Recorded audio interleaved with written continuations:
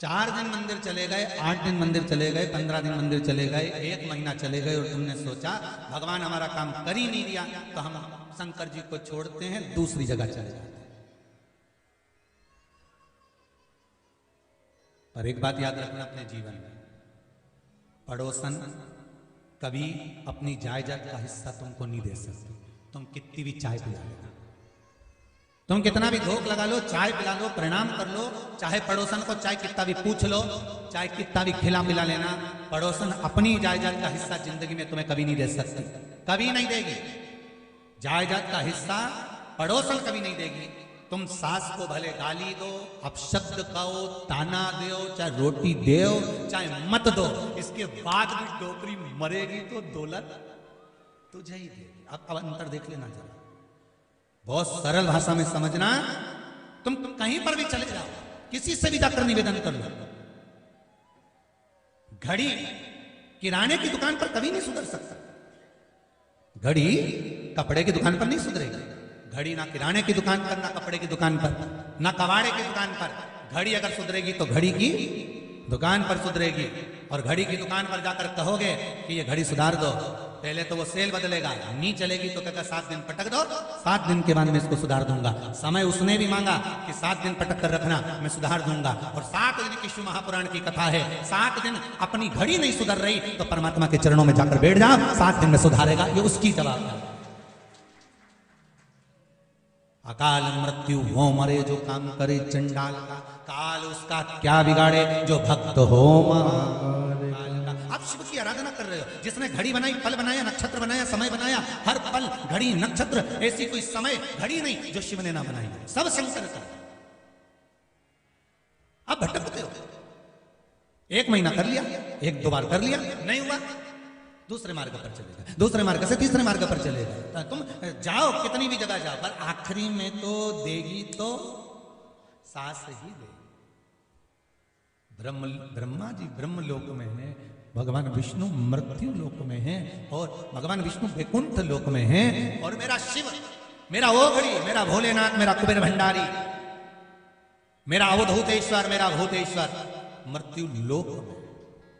जो पास में होगा वही सबसे पहले दौड़कर आएगा। एक बहू पूना में रहती है, एक तुम्हारे साथ रहती है, तुम्हारी तबीयत खराब हुई, आई वो,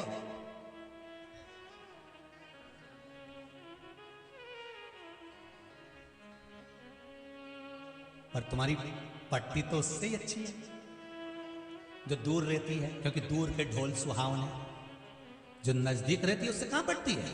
वो तो तुम्हें खार सी दिखती है, अंदर जाए कमरा में लगे कि कुछ सोए भी तो एक आंख पूरे खोल के सोए, देख कि ये कहीं कुछ निकाल। जो करीब में रह रही है उस पे शंका कर, और जो दूर रह रही है वो बड़ी अच्छी है, आती दिवाली पे 2-4 दिन के लिए, होली पे आएगी, मम्मी जी करके 2-4 बार मम्मी जी करेगी, और एक अंगूठी का चूना लगा के ले जाएगी।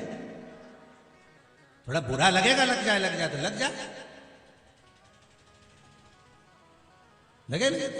अब जरा विचार तो करो, विचार करिए। अंत समय भोले आना करेगा, वचन दिया निभाना पड़ेगा, आए ना आए प्रभु कुटुंब कबीरा, अंत समय भोले आना पड़ेगा, अंत समय भोले आना पड़ेगा। महाराज, ये जीवन है मनुष्य का, ये मानव का शरीर, ये मनुष्य का जीवन, मानव का शरीर है, मनुष्य का जीवन है, मानव तत्व है। बंद करवाइए मोटर को, बंद करवा दीजिए। शंभु शरण पड़ी मांगू घड़ी रे घड़ी, दुख काटो दया करी निदर्शन आपो। महाराज, ये मनुष्य का जीवन है, मानव का शरीर मिला, और मानव का जो शरीर है वो मिला तो है बड़ी मुश्किल से, बड़ी मुश्किल से। महाराज, जो नजदीक में है वो तुरंत दौड़ कर आ जाएगी, मम्मी क्या हुआ, भले बात मत करो, भले कितना भी बेकार व्यवहार हो, पर तत्काल में अगर आएगी तो वही आएगी। दूर वाले तो फोन लगाएंगे, क्या हो गया, कब, कैसे, क्यों, हॉस्पिटल नहीं ले गए क्या, ले जाना था, तो तू आ जाती। इतना ज्ञान दो ना, तो थोड़ा बहुत तो करो रे, सीधी सीधी बात है, करे कुछ नहीं। कई लोगों की आदत रहती है, जब नई नई सोने की अंगूठी पहनते हैं ना तो बड़ी इशारे में बोलते हैं, सामान उठाओ वहां से। जब नई नई सोने की अंगूठी पहने, सामान उठाओ वहां से, उधर से उठा के उधर रखो। एक व्यक्ति की तो अंगूठी किसी ने देखी ही नहीं, तो उन्हें अपने घर में ही आग लगा दी और बाहर खड़े होकर बोले पानी डालो, पानी डालो, फिर अंगूठी घुमाए, उधर से डालो। तो क्या मतलब होता है, प्रेम जता रहे, और वो भी कितने दिन का, थोड़े दिन का। फिर वही कल वाली बात याद आ गई, तेरा तेरा दिन याद करे, क्यों रे मन सुमिरन क्यों नहीं करे। कितने दिन, ओके बाद तो नुक्ति से खूब झड़े, क्यों रे मन सुमिरन क्यों नहीं करे। बस फिर करना क्या, कौन याद कर रहा, किसको, कौन बुला रहा है, कौन याद कर रहा है। कुछ अच्छा कर्म कर कर जाइए, तो जीवन में ऐसा कर कर जाओ कि जीवन की सार्थकता बने, जीवन का एक आनंद सुख प्राप्त हो जाए। महाराज पूछा, कहा कि निर्मल मन से अगर शिव को भजाया तो शिव मिला, किनारे पर मोती नहीं मिल सकते, मोती अगर मिलेंगे तो महाराज थोड़ा सा तो डुबकी लगाना पड़ेगी, थोड़ा गोता लगाना पड़ेगा, मिलेंगे, प्राप्त जरूर होगा, वो मिलेंगे। बस हृदय को शिव से लगाना पड़ेगा, मन को शंकर से लगाना। तूने ऐसा डमरू बजाया, तूने ऐसा डमरू बजाया, मेरा मन हर लिया, ओ भोलेनाथ, मेरे ओ भोलेनाथ, मेरे ओ भोलेनाथ, मेरे ओ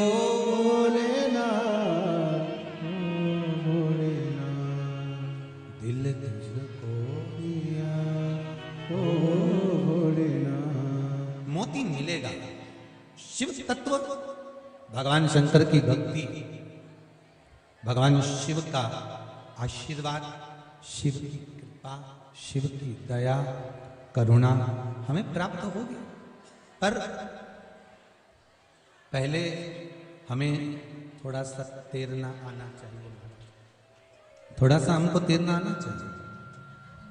और यदि थोड़ा बहुत भी हमको कुछ तैरना आ गया, थोड़ा बहुत भी हम मंदिर जाना चालू कर दिए, शिव महापुराण में थोड़ा सा मन लगाना प्रारंभ कर दिया, थोड़ा सा मन शंकर की भक्ति में अगर लग गया तो ये पक्का है कि फिर अटकना नहीं। दुनिया वाले हाथ पकड़ते हैं और परमात्मा हाथ पकड़ता है, उसमें अंतर होता है, बहुत ध्यान दीजिएगा महाराज। दुनिया के लोग हाथ पकड़ते हैं तो कभी भी छोड़ देते हैं, कभी भी छोड़ सकते हैं, पर भगवान यदि हाथ पकड़ता है तो एक बार पकड़ने के बाद छोड़ता। बहुत ध्यान रखिए, मेरा शंभु, मेरा शंकर, मेरा ओघड़दानी, मेरा त्रिकालदर्शी, मेरा ये नहीं चल रहा है क्या से? मेरा त्रिकालदर्शी, मेरा कैलाशी, मेरा अविनाशी, मेरा शिव जब हाथ पकड़ता है ना तो फिर छोड़ता नहीं, फिर नहीं छोड़ेगा।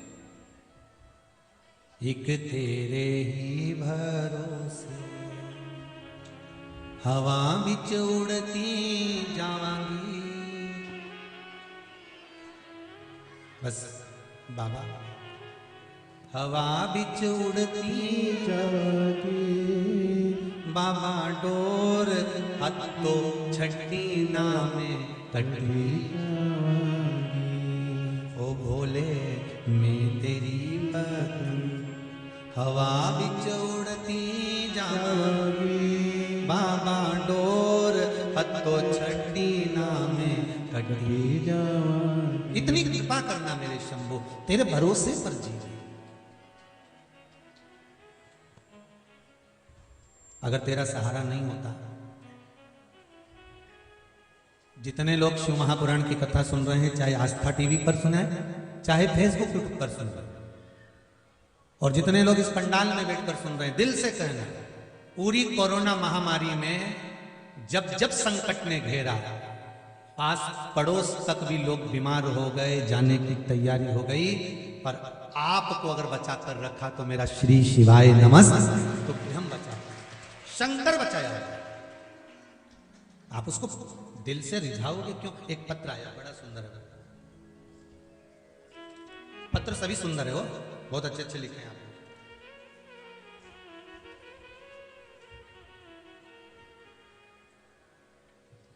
मैं सीमा अग्रवाल, आजमगढ़ यूपी से आई है। कहाँ बैठी हैं सीमा जी अग्रवाल? आजमगढ़ यूपी। आप ही हैं? जरा माइक दीजिए।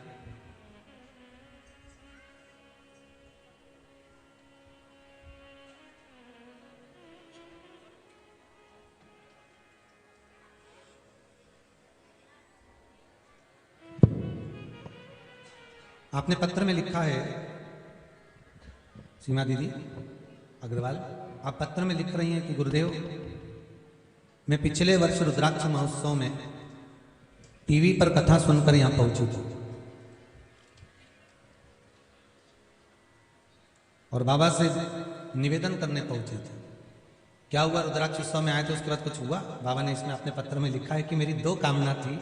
श्री शिवाय नमस्तुभ्यं गुरुजी। श्री शिवाय नमस्तुभ्यं। क्या नाम है आपका? सीमा अग्रवाल, आजमगढ़। आजमगढ़ से आए, यूपी से। पिछले साल रुद्राक्ष महोत्सव में हम आए थे। माइक पास में लो। पिछले साल रुद्राक्ष महोत्सव में हम आए थे जी। और 35 साल हो गए थे, मेरे पास घर नहीं था और हम बहुत दुखी थे।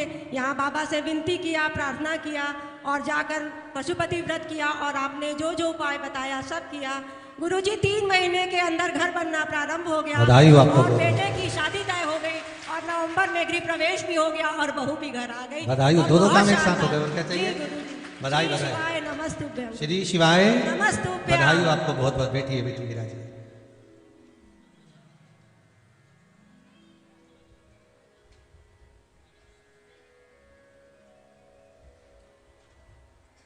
एक पत्र आया है, बड़ा छोटा सा है पर मस्त है। मैं मालती दुबे, होशंगाबाद से। आप ही हैं? श्री शिवाय नमस्तुभ्यं। जरा माइक देंगे? माइक नहीं बड़ा दे, माइक बढ़ाइए। बड़ा सुंदर पत्र लिखा है, छोटा सा है परंतु बात बड़ी सुंदर लिखी। गुरुदेव श्री शिवाय नमस्तुभ्यं, मैं मालती दुबे। श्री शिवाय नमस्तुभ्यं गुरुजी। श्री शिवाय नमस्तुभ्यं बहन। गुरुजी के चरणों में कोटि कोटि प्रणाम। गुरुजी मेरे बच्चे का परिवार पूरा अस्त व्यस्त हो गया था, 2 साल हो गए थे, लेकिन मैंने मार्च से यहाँ आई और आपके बताए अनुसार मैंने पशुपतिनाथ का व्रत किया तो मेरी बहू भी घर में आ गई और वो गवर्नमेंट जॉब में है बच्चा, लेकिन पता नहीं उसको क्या हो गया था, गलत संगत में आ गया था तो वो नौकरी पे भी नहीं जाता था। लेकिन जब से मैंने ना 1 लोटा जल चढ़ाना शुरू करा, 1 चावल डाल के, तब से वो नौकरी भी अच्छी कर रहा है और उसे क्वार्टर भी मिल गया। बधाई हो आपको बहुत।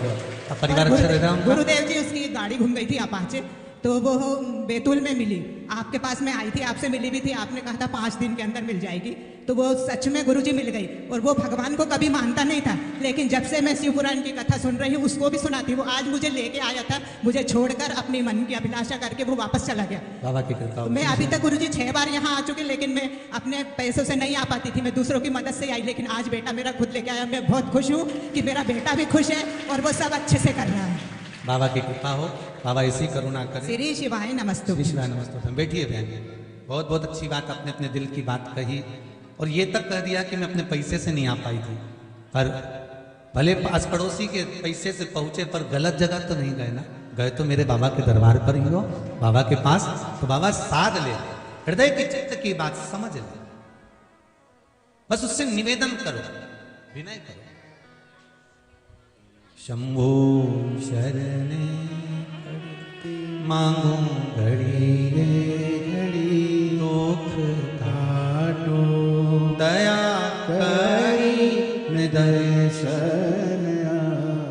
आप अगर दिल से उससे कहोगे, थोड़ा सा तैरना आना चाहिए, तो तुम धीरे धीरे जब तैरना जान जाओगे तो गोता लगाना सीख जाओगे। गोता लगाना अगर सीख गए तो नीचे से मोती लाना प्रारंभ हो जाएगा। उसी तरह अगर तुम शिव महापुराण की कथा सुन रहे हो, भले आस्था चैनल पर सुनो, भले मोबाइल पर सुनो, अगर सुन रहे हो तो समझ लेना कि तुम तैरना सीख गए हो। अब एक ना एक दिन तुम गोता लगा ही लोगे और बाबा मोती प्रदान कर ही देगा। कुछ ना कुछ मेरा बाबा तुमको देगा जरूर, कोई खाली नहीं गया बाबा। इस कुबेरेश्वर धाम का तो एक तत्व देखा है कि यहां से कोई खाली नहीं गया। कितना विश्वास है लोगों का। तो लोग वहां जोड़े ना, यहां से लगभग 300 मीटर 400 मीटर की दूरी पर, वहां से लोग दंडवत करते करते आते हैं, तब देखते हैं तो लोगों का विश्वास कितना प्रबल, कितना विश्वास। आप बस दिल से कहो। एक बार कभी बैठे उस भूमि पर, ये कुबेरेश्वर बाबा की ये धरा, कहीं पर भी बैठ कर देना। ये हम ये नहीं कहेंगे कि आप गुफा में जाकर 5-10 मिनट बैठे और फिर बोले, आपकी जहां मर्जी पड़े आप तो वहां बैठ कर बैठे। श्री शिवाय नमस्तुभ्यम, आप तो उससे कहो दिल से।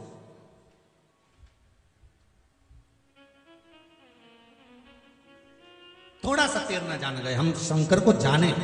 अभी तक हम शिव को नहीं जानते थे, अभी तक तो हमने शंकर के केवल घर के लोग जाते थे तो हम भी चले जाते थे। पहले हम जितने लोग कथा सुन रहे हो ना, शिव तत्व से दूर थे, बहुत दूर।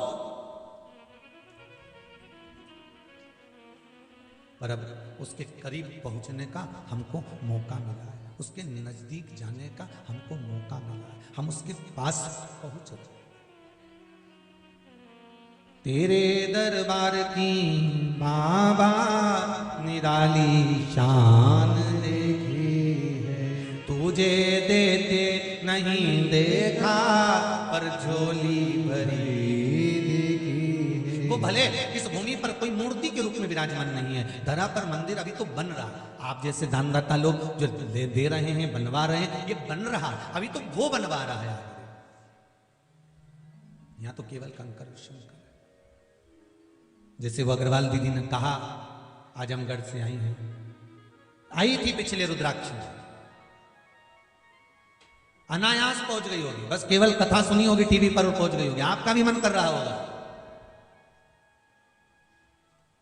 अनायास पहुंच गए, बस विनय करना जाना है, पहुंच जाना।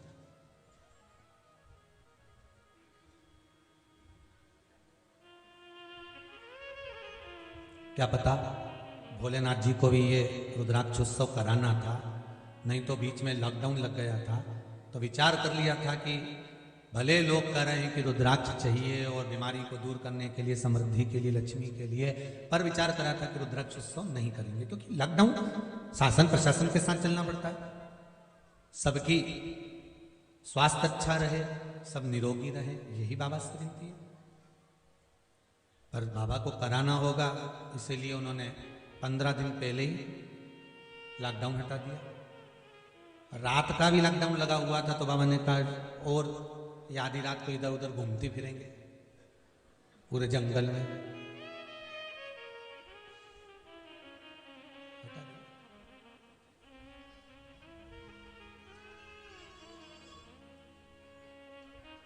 शिव कृपा। और फिर निमंत्रण है आप लोगों को 28 फरवरी से 6 मार्च तक रुद्राक्ष महोत्सव का आनंद लीजिए, अपने जीवन को सार्थक बनाइए। आस्था चैनल के माध्यम से दोपहर में 1 बजे से 4 बजे तक शिव महापुराण की कथा आस्था चैनल पर, फेसबुक यूट्यूब पर भी आएगी। जो नहीं आ सकते हैं वो वहां से कथा का लाभ लीजिए, पर सुनो शिवरात्रि पर कथा। रुद्राक्ष ले आपको प्राप्त हो। किसी माता जी ने एक मैसेज करा है कि हम बहन बेटी को नहीं दें वो चलेगा, किसी को नहीं दें चलेगा, पर हम एक ही घर में 3-4 देवरानी जेठानी रहती हैं, एक ही रसोई घर हमारा, हम एक आधा जाएं और लेके चले जाएं तो कैसा रहेगा? तो हमने कहा ले लो, उसमें क्या दिक्कत है।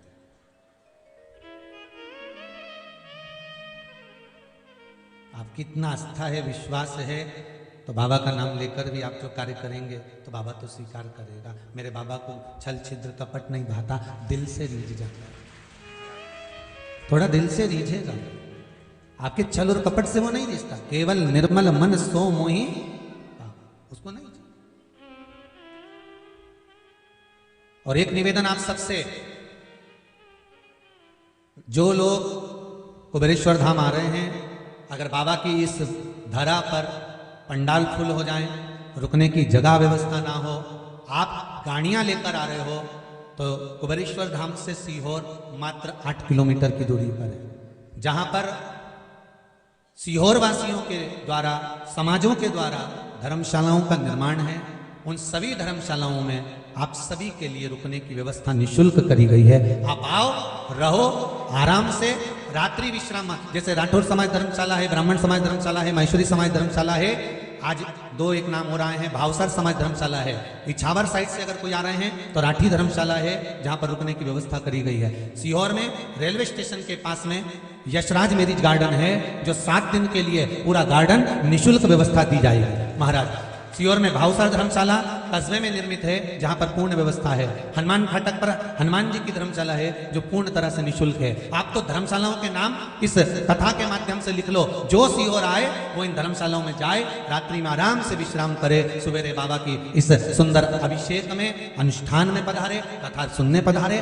दिन भर खूब प्रेम से भोजन भंडारा करो, आनंद से कथा सुनो। शाम को 7 बजे 6 बजे बाबा की आरती करो। 7 बजे सुंदर बाबा के नृत्य के रुद्राक्ष का वृक्ष कैसे उत्पन्न हुआ, कैसे रुद्राक्ष निर्मित हुआ, इन सब लीलाओं का दर्शन यहाँ नाट्य मंचन के हिसाब से दर्शन करें। और फिर शाम को अपनी गाड़ी, और ये भी नहीं है कि पार्किंग से गाड़ियां दूर होगी, जहां कथा स्थल है, मंदिर है, उससे मात्र 200 मीटर की दूरी पर गाड़ियों को रोकने के लिए परमिशन दी है गवर्नमेंट ने, और सुंदर पार्किंग की व्यवस्था करी गई है। आप लोग गाड़ी को आराम से वहां खड़ी करो, आराम से कथा सुनो, शाम को बढ़िया चकाचक खा पी के जोरदार आनंद के साथ यहाँ से फिर सीहोर चले जाओ, और सीहोर में जाकर फिर धर्मशाला में आराम से विश्राम करो। सोने चांदी की कोई रकम पहन के मत आना, टेंशन लेके रत्ती भर का मत आना। तुम टेंशन लाओगे और बेचारा सीहोर वाला महाराज के दे जाओगे कि हमारा ये घूम गया, हमारा वो घूम गया। और छोरा छोरी लाओ तो उनकी एक एक रस्सी बांध के लाओ।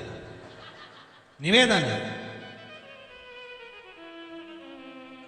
और बड़े प्रेम से आओ, सारी चिंताओं से मुक्त होकर आओ, और बाबा से कहने के लिए आओ जो चाहिए। 7 दिन की कथा सुनने के लिए आ रही हूं रुद्राक्ष उत्सव में बाबा। 7 दिन की कथा सुनने के बाद जब जाऊं और जब वापिस आऊं, तो जैसे ये खड़ी हो के बोले, नहीं ऐसी मारा भी नंबर लगी जाए ना मोबाइल, जैसे बोलूं माइक पे तो आनंद आए। बाबा बस इतनी कृपा कर देना कि जैसे सबकी झोली भरे, ऐसी खुशियों से मेरी भी भर देना। बाबा से कहकर जाओ, फिर कथा सुनूं, और सुनने का नियम है 3 महीने में वापिस आओ, ऐसी कृपा। तो जितना सोना चांदी की रकम है सब घरे धरिए, टेंशन लेकर नहीं आना, ज्यादा पैसा धेला भी लेके नहीं आना। इतना मत लाना कि माथा पच्ची हो जाए।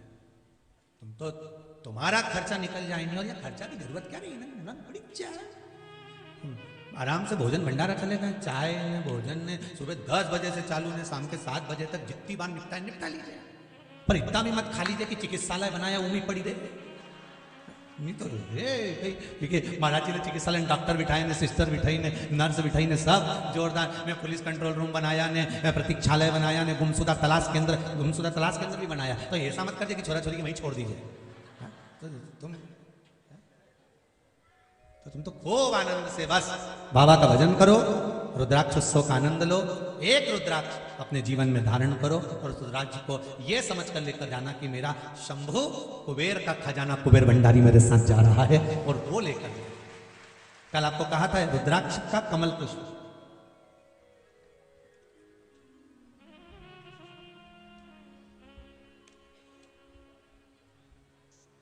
ये बाबा का रुद्राक्ष कमल पुष्प है। हजारों वृक्ष में से कोई एक वृक्ष ऐसा होता है जिस वृक्ष में हजारों साल में एक बार कमल रुद्राक्ष उत्पन्न होता है, जो प्राप्त होता है। ये बाबा की कृपा से मैं चाहूंगा आस्था चैनल पर भी इस कमल रुद्राक्ष का दर्शन अवश्य करें। कमल रुद्राक्ष जो कि पंखड़ियां उसकी खुली हुई होती है, जितना बाहर रुद्राक्ष होता है उतना अंदर ही रुद्राक्ष रहता है, ऐसा कमल रुद्राक्ष का वर्णन बाबा कर। 2 रुद्राक्ष यहां पर हैं जिनका दर्शन अपन कर रहे हैं। एक कमल रुद्राक्ष जो जीव के लिए संपदा, सुख, वैभव प्रदान करने वाला होता है। दूसरा है शालिग्राम रुद्राक्ष।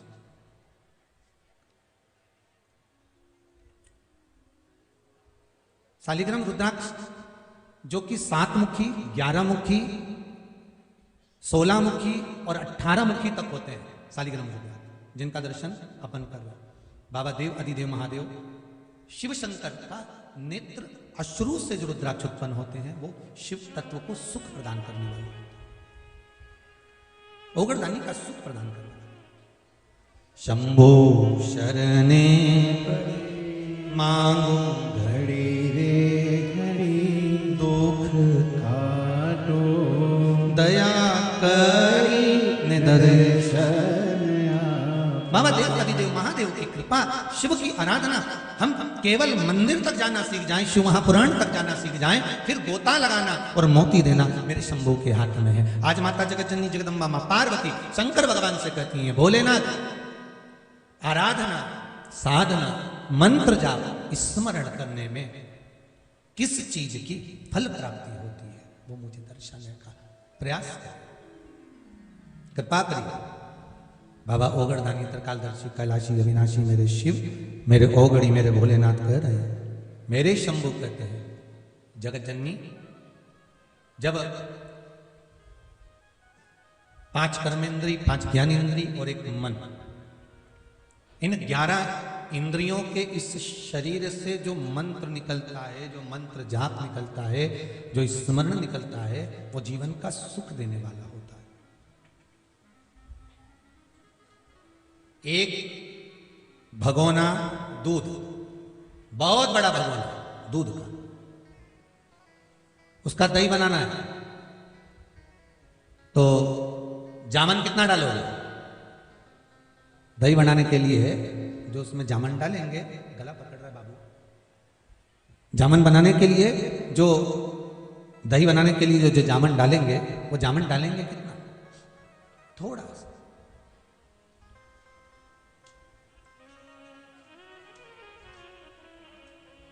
बड़ा सारा भगोना बड़ा भरा हुआ दूध का है, बहुत भरा, और उसमें थोड़ा सा जामन डाला, और जामन डाला तो वो दही बन गया।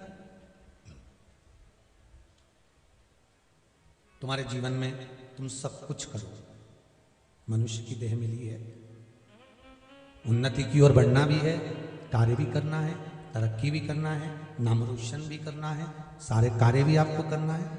पर शिव महापुराण की कथा कर रही है, जैसे बड़े सारे भगोने में थोड़ा सा जामन डाल दो तो दही बन जाता है, उसी तरह संपूर्ण मानव के जीवन में थोड़ी सी 7 दिन की शिव महापुराण की कथा या शिव तत्व डाल दो तो जीवन संवर जाता है। थोड़ी सी शिव कथा, ज्यादा नहीं है, थोड़ी सी। हमें ज्यादा भटकना भी नहीं है, हम तो थोड़ा सा आधी में उन बहुत उतना, अगर थोड़ा सा भजन हम कर लेते हैं, थोड़ा सा हम स्मरण कर लेते हैं, थोड़ा सा हम कीर्तन कर लेते हैं, थोड़ा सा हम नाम जाप कर लेते हैं, थोड़ा सा मंत्र जाप कर लेते हैं, 24 घंटे आप माला पकड़ कर बैठो या 24 घंटे माला लेकर बैठो या 24 घंटे आप भगवान की भक्ति में डूबो, ये बसता नहीं किसी के लिए। थोड़ा सा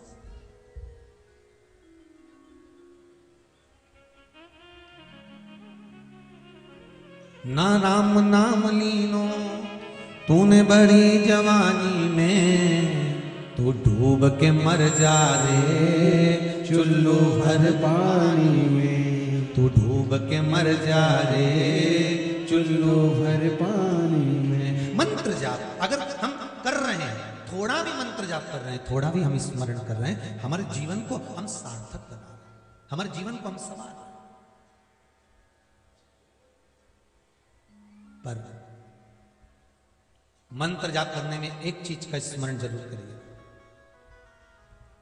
सुबह के समय पर यदि माला लेकर बैठे हो तो नाभि के पास देखो कौन से कमरे की लाइट किस खटके से जलेगी, ये ध्यान होना चाहिए। मंत्र का फल, माला का फल किस जगह से कितना प्राप्त होने वाला है उसका स्मरण करिएगा। सुबह के समय पर, ब्रह्म मुहूर्त में, प्रातः के समय पर यदि आप मंत्र माला जपने बैठे हो, माला लेकर बैठे हो, तो आपका हाथ कहां होना चाहिए? नाभि के पास। जब मध्याह्न का समय हो जाए, दोपहर का समय हो जाए, तब आपका हाथ माला जपने का जो हस्त है फिर वो अपने हृदय के पास है। और मंत्रमाला जपने का फिर हस्तकमल, शाम का जब समय हो जाए तब हाथ नासिका के पास आ जाए। नासिका के पास। खटकों का ध्यान रखना, कौन से खटके से कौन सा पंखा चालू होता है, कौन से खटके से कौन सी लाइट चालू होती है, और किस जगह पर हाथ रखकर माला जपने से क्या फल प्राप्त होता है, उसका भी स्मरण हमें करना चाहिए।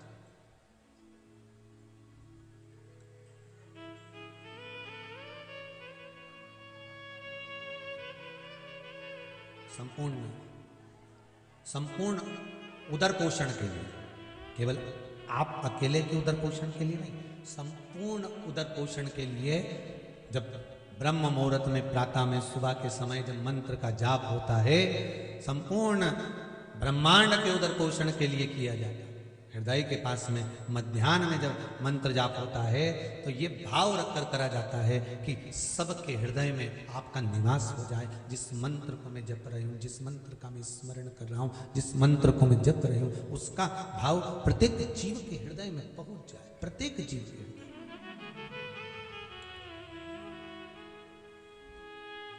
फिर जब शाम का समय, रात्रि का समय जब होगा, नासिका के पास हस्तकमल होगा, तब उसका स्मरण करिए कि अब ये शीश, नासिका, मस्तक सब भगवान के चरणारविंद में समर्पित हो जाए, सब समर्पित। मंत्र माला शिव महापुराण की कथा कहती है कि मनुष्य की सार्थकता, मनुष्य के जीवन का आनंद उसकी जाप, उसके अनुष्ठान, उसके स्मरण से उसको फल की प्राप्ति है।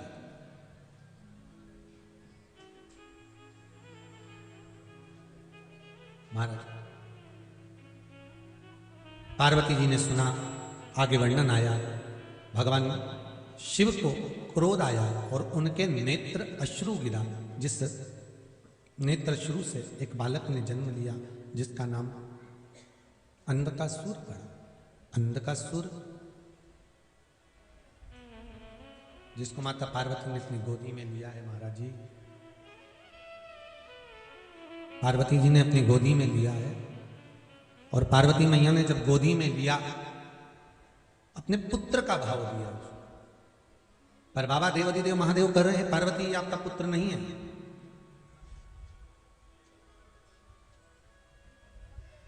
ये आपका पुत्र नहीं है। क्यों? पार्वती ये मेरे नेत्र बंद करने के बाद प्रगटा है, और यदि नेत्र बंद करने के बाद अगर प्रगटा है तो ये आपका पुत्र नहीं। पुत्र की सार्थकता कब तक है? पुत्र की सार्थकता किस समय तक है? माता पिता जिंदा हैं और अगर पुत्र उनको आदर दे, सम्मान दे, सत्कार दे, माता पिता के अनुकूल चले तो पुत्र की सार्थकता। और मालूम पड़े मरने के बाद में महाराज माता पिता जब चले गए, माता पिता जब वैकुंठ वास हो गया, उसके बाद में फिर बाद में जो है पुत्र सैया दान कर रहा है, कहीं ब्राह्मण भोज करा रहा है, कहीं भूखे को भोजन करा रहा है और सोच रहा है कि मैं अपने माता पिता के निमित्त कर रहा हूँ। तो माता पिता के मन में तो ये आ जाता है कि बताओ, मेरे को लग रहा है ये उड़ गए हैं, ऐसा लग रहा है। तो जब वो आवाज आई थी ना उसकी, तो माता पिता के जाने के बाद अगर आप कुछ दे रहे हो या माता पिता के जाने के बाद आप उन्हें कुछ प्रदान कर रहे हो तो वो श्रेष्ठता नहीं है। जब माता पिता जीवित हैं, माता पिता का जीवन है और माता पिता के जीवित भावों में हम माता पिता को अगर कुछ उनके कहने पर कर रहे हैं तो बेटे के जीवन की सार्थकता, तो बेटे के जीवन की सार्थकता, वरना बेटे के जीवन की कोई सार्थकता नहीं। वो कहते हैं ना, जीते जी दंगम दंगा, मरे पीछे पहुंचा दी गंगा। जिंदा थे तब तो पूछा नहीं और मरने के बाद में उनको लोटा में भर के ले गए। और ट्रेन में नाटक भी इतने सारे कर गए, रेल के अंदर सीट पे धर दिया और कहीं का उस सीट पे चढ़ गया तो चिल्ला कर हमारी अम्मा बैठी है। अब अब वहाँ सीट पे केवल अकेला लोटा रखा था, तो वो बैठने वाला बैठ गया। तो ने कहा कहाँ है तुम्हारी अम्मा? तो कि दिख नहीं रहा लोटा में। कहाँ ले जा रहे? तो कि गंगा जी ले जा रहे।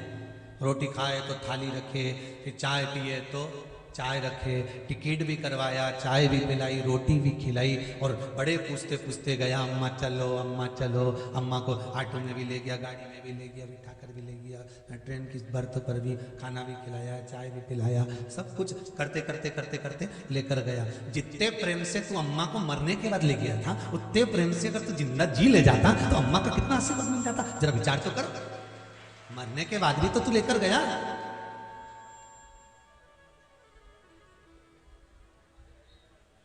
मरने के बाद भी तो लेकर गए हो, पर जीते जी अगर लेकर चले जाते, जीते जी अगर लेकर पहुंच जाते, तो सार्थकता होती कि नहीं होती जीवन की?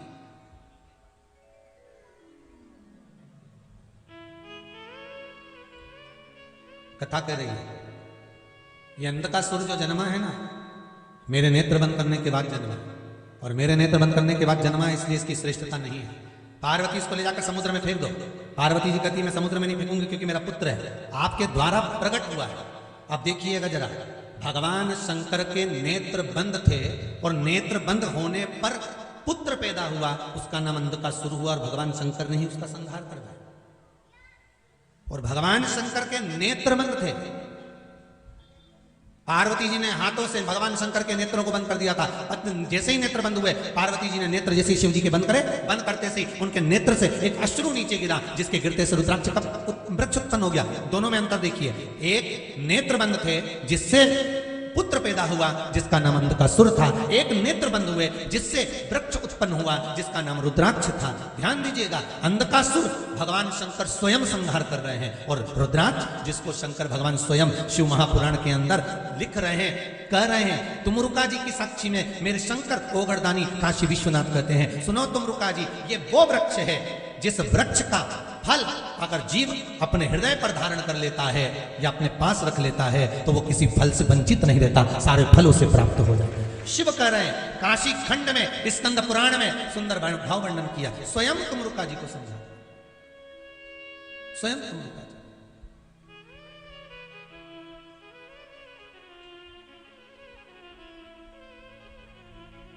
स्वयं समझा, स्वयं कह रहे हैं।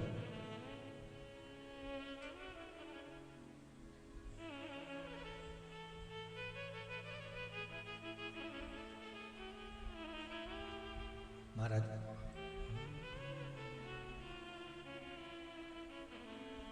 समझाना बड़ा मुश्किल है,